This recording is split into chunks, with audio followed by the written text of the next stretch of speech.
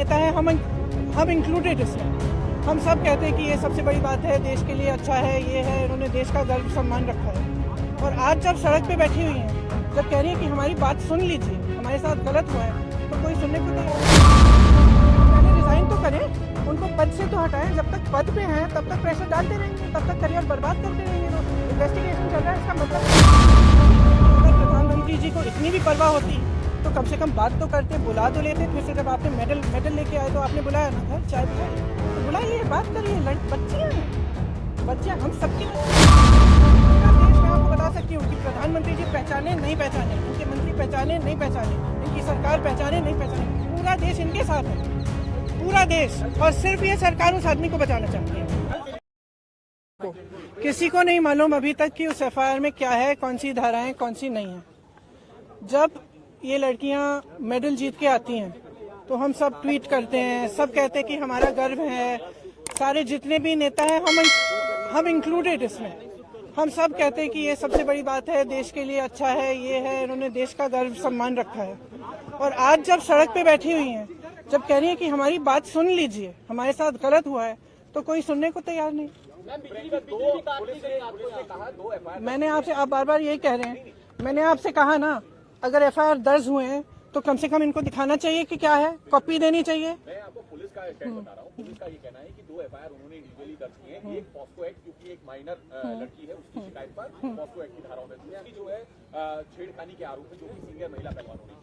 और अब इन्वेस्टिगेशन को लेकर जो होना चाहिए, उसको लेकर आपका क्या कहना है? दूसरा ये अरेस्टिंग की जो बात, देखिए सीधी सी बात है, इतने जो सीरियस एलिगेशंस हैं इस शख्स के बारे में, तो पहले रिजाइन तो करें, उनको पद से तो हटाएं। जब तक पद पे हैं तब तक प्रेशर डालते रहेंगे, तब तक करियर बर्बाद करते रहेंगे लोग। इन्वेस्टिगेशन चल रहा है, इसका मतलब क्या है?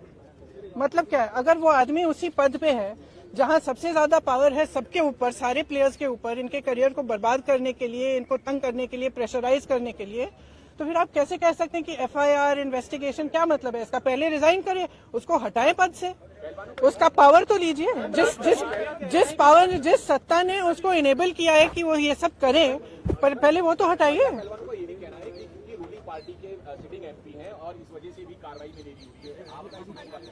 देखिए, जो मैं सुन रही हूँ, जो मुझे बताया गया है, और मैं पूरी तरह से बिलीव करती हूँ, क्योंकि ये लड़कियां जो है इतनी मेहनत करती हैं, इतनी ट्रेनिंग के लिए, इतने शोषण इनको देखने पड़ते हैं, इतना करना पड़ता है एज इट इज, अपनी फैमिलीज के लिए, परिवार के लिए, देश के लिए, प्रदेश के लिए इतना कर रही हैं, तो कुछ कह रही हैं कि इनके साथ, और एक नहीं कह रही है, बहुत सारी ऐसी लड़कियां हैं जिनके साथ ये सब हुआ है। तो मैं समझना चाहती हूँ, एक्चुअली मैं समझना चाहती हूँ कि सरकार इनको बचा क्यों रही है।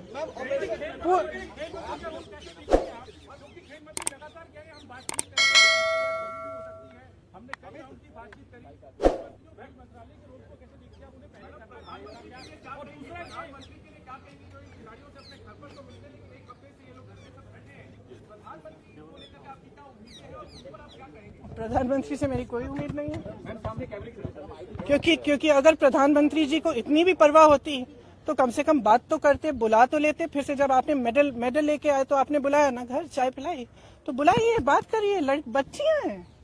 बच्चियां हम सबकी बच्चियां हैं। और मतलब क्या कह रही, ये कह रही है ना कि हमारी 2024 का इलेक्शन है, अब भगवान जाने। मैं आपसे पूछ रही हूँ कि भाई इस आदमी को बचाने के लिए इतना सारा क्यों किया जा रहा है, जब इतनी सारी लड़कियां जिन्होंने देश के लिए इतना किया है, अपने परिवारों के लिए किया है, प्रदेश के लिए किया है, देश के लिए किया है, और इतना मतलब पर्सनल संघर्ष है इनका, आप देख सकते हैं। इन्होंने इतना किया है और आप उसको बचा रहे हैं। भाई इनको बचाओ ना। हमारे देश के बारे में ये क्या कहता है अगर हम अपनी बच्चियों को नहीं बचा सकते?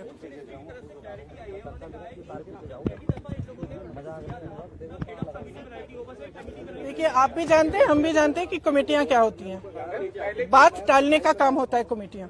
हम कमेटी बना रहे हैं, आप कमेटी के साथ बात कर लो आप, और फिर बात खत्म। यही चाहती है ना सरकार। क्यों?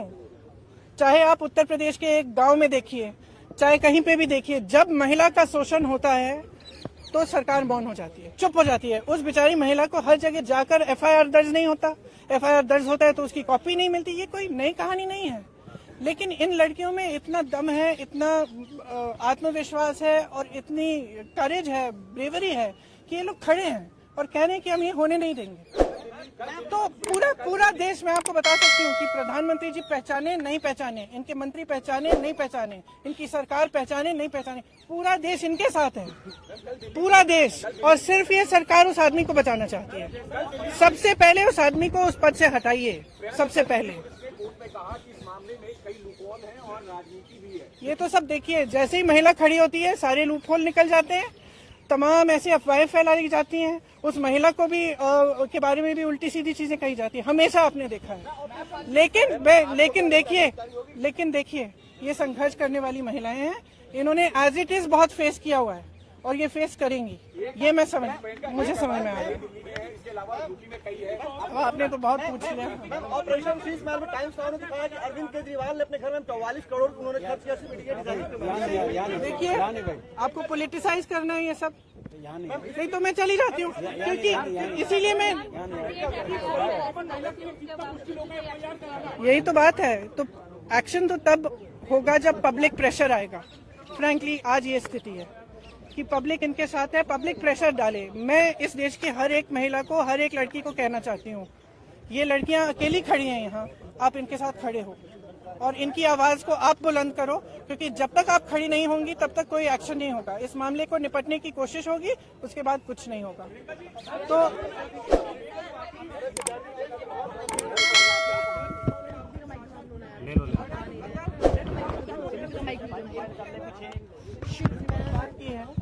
इसलिए हम अलग बैठे थे। तो मैं यहाँ क्यों बताऊँ वो बातें, वो इनकी निजी बातें हैं। लेकिन मैं इतना बताना चाहती हूँ कि मुझे इन पर बहुत गर्व है कि ये आज इस चीज को लेकर खड़े हुए हैं और इसमें कोई पॉलिटिकल बात नहीं है। इसका राजनीतिकरण बिल्कुल नहीं होना चाहिए, और अगर होगा तो एक बहुत बड़ी शेम होगी और हम सबको इनके साथ खड़ा होना चाहिए। बस इतनी सी बात।